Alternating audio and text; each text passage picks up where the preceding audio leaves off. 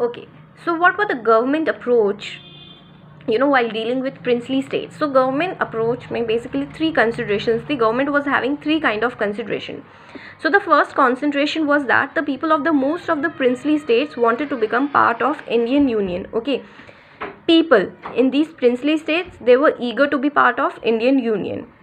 The government was ready to be flexible in giving autonomy to some regions to accommodate their demands. Now, government was fine. They had one thing in common.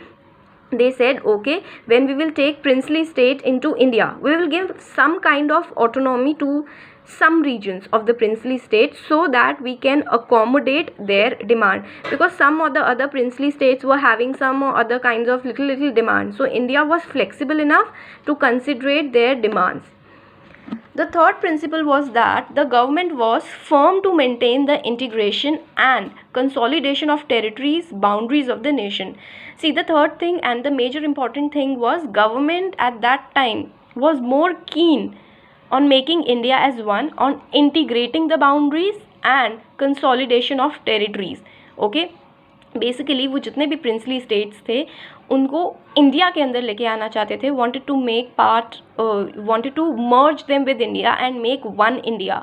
Also for that boundaries change होंगी, तो उनका वो major focus था integrate करना and consolidation of territorial boundaries. Now for that they had one common, you can say, a treaty or a policy that was instrument of assertion. So before 15 August, when we gained independence, peacefully negotiations were made with all those princely states to make them part of India, whose territories were contiguous to the new boundaries of India into Indian Union. See, for let's see this example. Like this is one princely state, these are 3-4 princely states, and हमें किसी नए state की boundaries को create करना है, वो princely states की boundaries से होकर जाएगी. So peacefully negotiations at that time before we gained independence were made and princely states were asked to be part of Indian Union. So secondly, rulers of most of the princely states signed a document called Instrument of Assertion, which I've just briefed you about, which means that their state agreed to become part of Union of India. So basically Instrument of Assertion कुछ भी नहीं था. It was one thing that, for example, if a princely state ruler is signing this Instrument of Assertion with Indian government, it basically meant that the princely state is ready to be part of India. Okay, now where did problems came? States of Junagadh, Hyderabad, Kashmir and Manipur proved more difficult than the rest.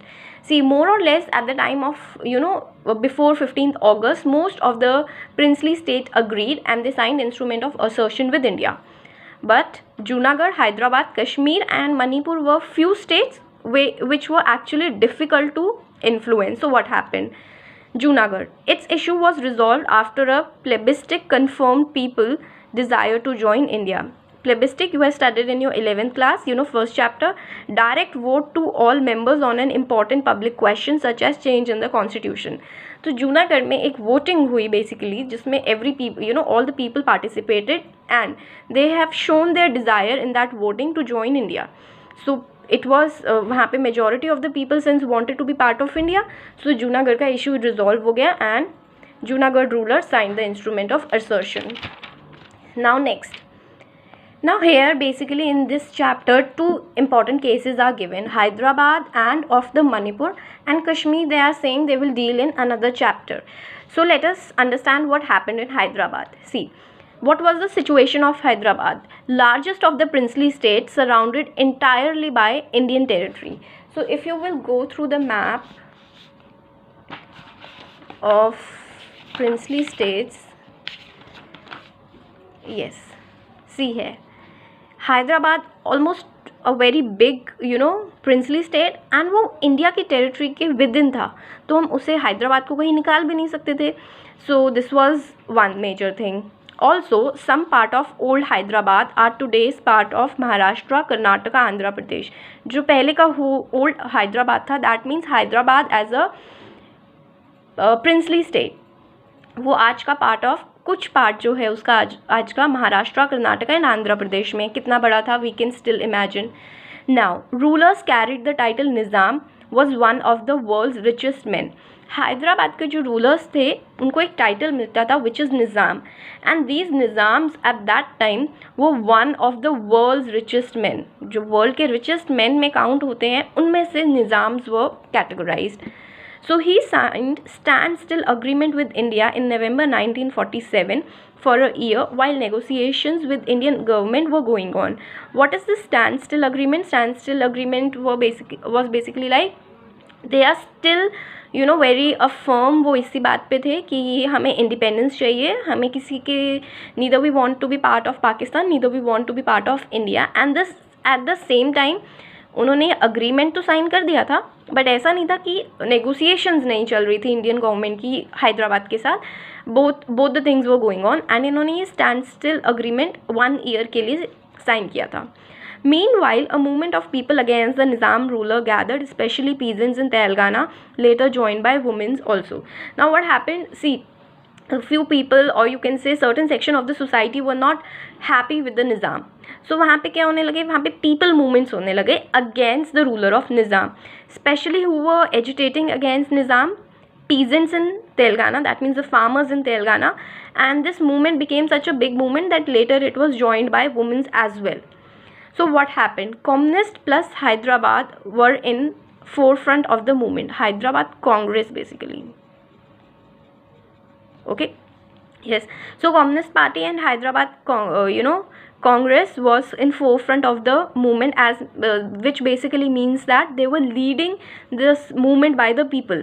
Who? The Communist Party leaders and the Hyderabad Congress leaders. Nizam used paramilitary force known as Razakars on the people. Now what is a paramilitary force? जो निज़ाम की अपनी forces थी उन्होंने उनको use किया. निज़ाम की paramilitary forces को क्या बोलते थे? Razakars. This can be also a 1 marks question. So उन्होंने रज़ाकर्स को यूज़ किया ताकि वो लोगों को रोक पाए प्रोटेस्ट करने से. Now these obviously if these are paramilitary forces, this will not politely ask you please stop the protest and we are pleading, so led to murders, rapes, loots and targeting non-Muslims people.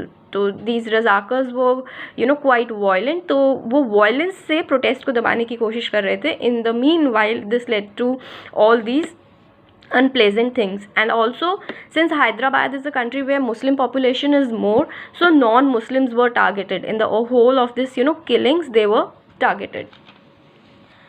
So finally the central government had to order the army to tackle the situation. Central government, basically India, asked its army to tackle the situation in Hyderabad. So in September 1948, Indian army took control of Nizam's forces, leading to Nizam to surrender. Okay, so almost you can say after a year, after a year Nizam had to surrender. Why? Because when Indian army intervened and Nizam's forces were controlled, so Nizam felt that नहीं, अब तो लोग ही बहुत ज़्यादा against हो गए हैं हमारे, so there is no point. And also a ruler cannot control a territory where when the people have actually tasted the freedom, so it cannot be controlled. So Nizam then surrendered, and this led to Hyderabad assertion to India. We read about Junagadh जहाँ पे plebiscite हुआ. हैदराबाद में कैसे people it had a standstill agreement, then people went against Nizam. Also Communist and Hyderabad Congress was against it. Nizam has its Razakar force over people. Then Indian government intervened to tackle the situation, and finally in September 1948 the Nizam had to surrender, and ultimately Hyderabad accession was taken into India.